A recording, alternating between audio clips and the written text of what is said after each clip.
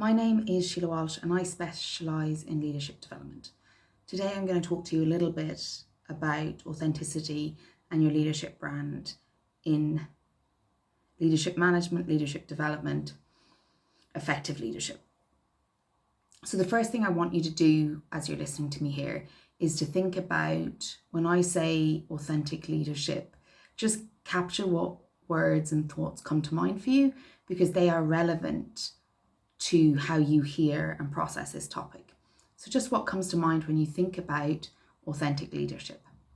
And then also I want you to think about, when you hear the term leadership brand, how you feel and what you think about that. So here's a disclaimer. I used to cringe when people talked about their brand, their leadership brand. And I cringed because when I think about brands, I think about major companies who have manipulated and marketed to the public and convinced them that they need them. So a big part of marketing is convincing people that you have the solution that they need.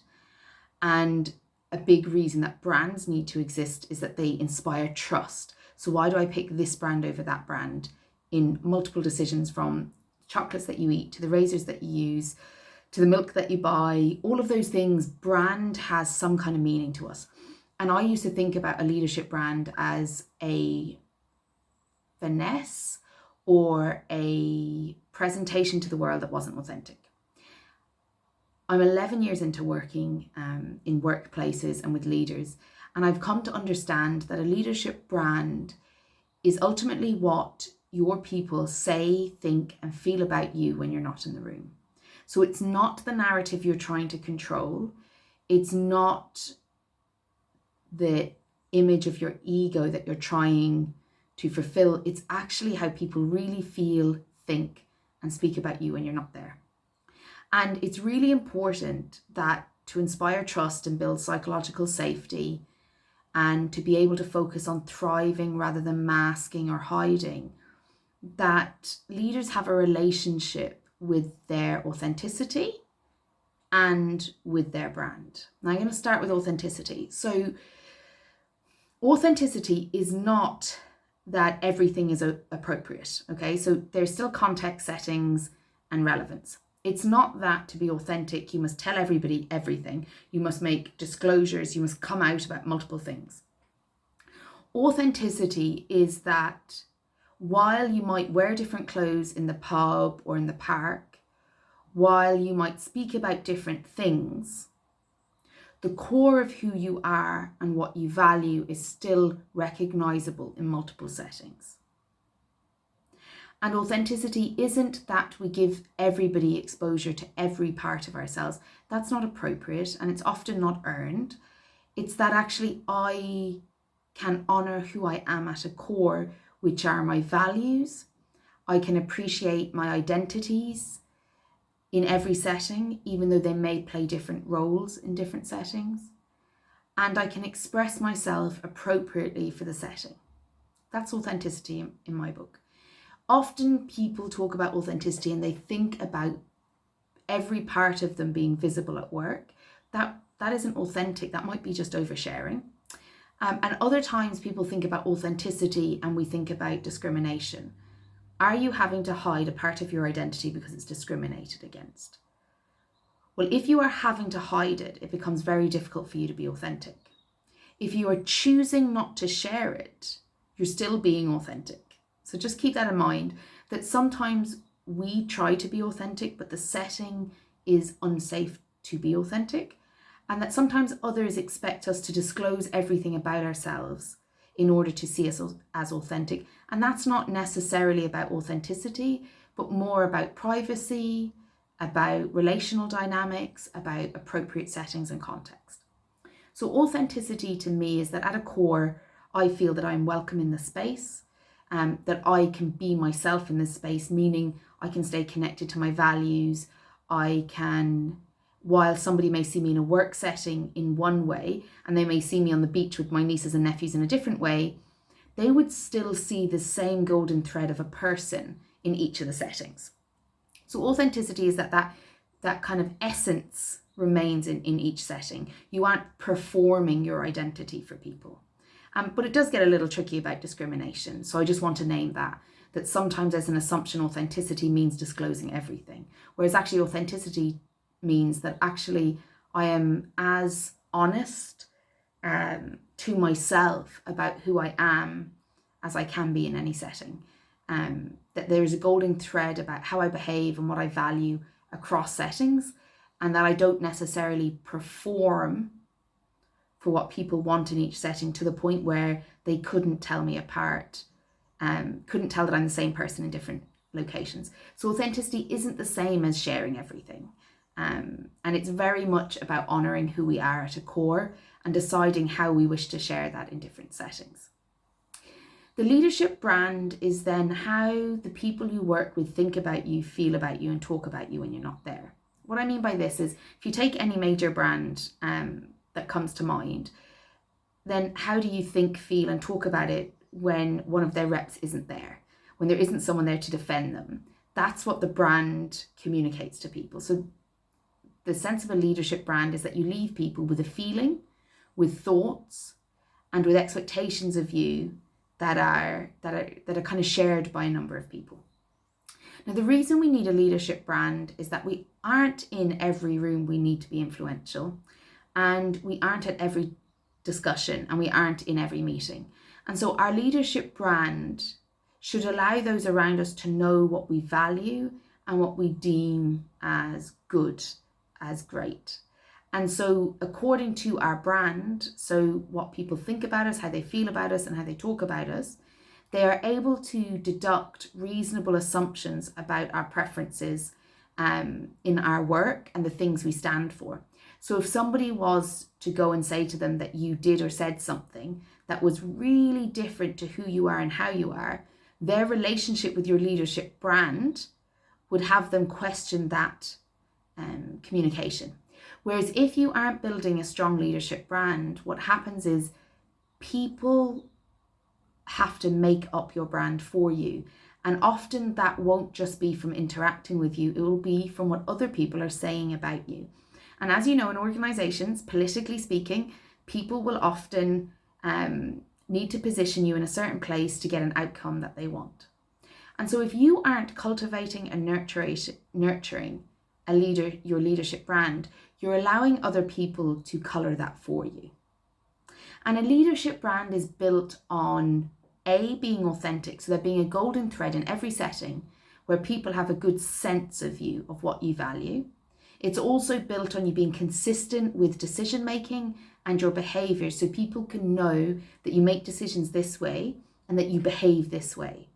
So you want to create a consistency that if somebody comes to politically reposition you, that those listening have enough of a relationship with your leadership brand, with what they think, feel, and have heard about you, that aligns with trusting you and positioning themselves in curiosity if somebody communicates something that's untrue or not helpful. So an authentic leadership brand is really about you ensuring that people know what you care about, know what you stand for, know how you communicate generally, that there's a consistent feeling about how people feel in relation to you. So for instance, if your seniors feel that you're very helpful, but those reporting into you feel that you're very critical, that's not going to create a consistent leadership brand, because what's happening is, depending on the power source of who you're dealing with, you leave people with different feelings. So how people feel in relationship to you is probably one of the most influential parts of your leadership brand, because while people may not, and that's saying, remember what you said, they remember how they felt when you said it, I think that people can spend an awful lot of time trying to curate an inauthentic brand or trying to control the narrative around themselves, that they don't notice that how people feel in relationship with you and in discussion with you has a direct impact on how they experience your leadership and therefore your leadership brand. So it's really important when we're thinking about an authentic leadership brand that we're thinking about those core values we bring throughout our lives and interactions and our relationships. And we're also thinking about the kind of leadership brand we want to convey. Do we want to convey a leadership brand that is trusting, that is cooperative, that is collaborative, or do we want to communicate a leadership brand that is critical, micromanaging, and mistrusting?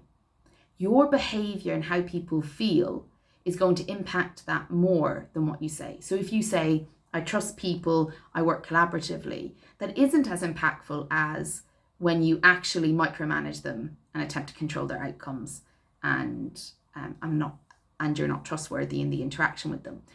Telling people that you are something isn't the same as them experiencing you as it is. So for instance, if one of the major food brands happened to say we're great with seafood, but they always worked in dairy, we may not automatically presume that because we've understood their brand as related to dairy. So it's the same with your leadership. If you are leading and you are having to explain your brand to people rather than people having an inherent sense of it, then you are likely confusing your leadership brand and attempting to control it. The best way to build a leadership brand is to behave in ways that are aligned with what you want people to feel, think, and say about you. Not simply tell them that you do that.